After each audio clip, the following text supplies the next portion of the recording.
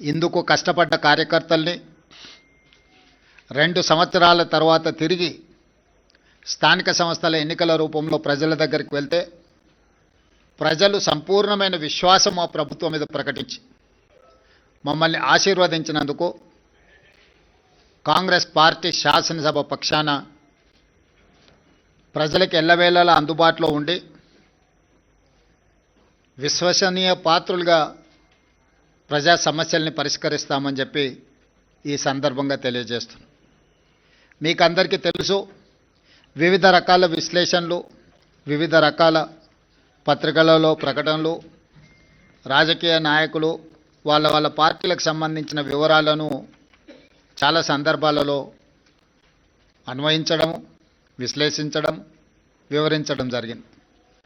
ఈరోజు మా పక్షాన ఫలితాలను, మాకు అందిన సమాచారము మీ ద్వారా తెలంగాణ ప్రజలకు, మీడియా మిత్రులకు వివరించాలని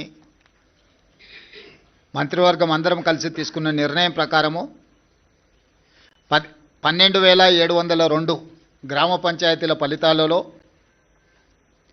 7,527 గ్రామ పంచాయతీలు కాంగ్రెస్ పార్టీ, 808 కాంగ్రెస్ పార్టీకి సంబంధించిన రెబెల్స్ ఈ ఎన్నికలలో నెగ్గడం జరిగింది.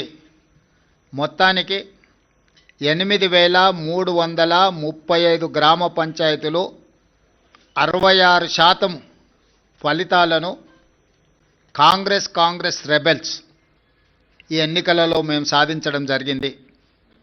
అదేవిధంగా బీఆర్ఎస్, బీజేపీ ఒక కూటమిగా ఈ ఎన్నికల్లో పోటీ చేసి 3,511 బీఆర్ఎస్, 710 గ్రామ పంచాయతీలు బీజేపీ, టోటల్గా 4,221 బీఆర్ఎస్ బీజేపీ కూటమి గెలుచుకోవడం జరిగింది. ఇది 33%. దాదాపుగా 146 గ్రామ పంచాయతీలు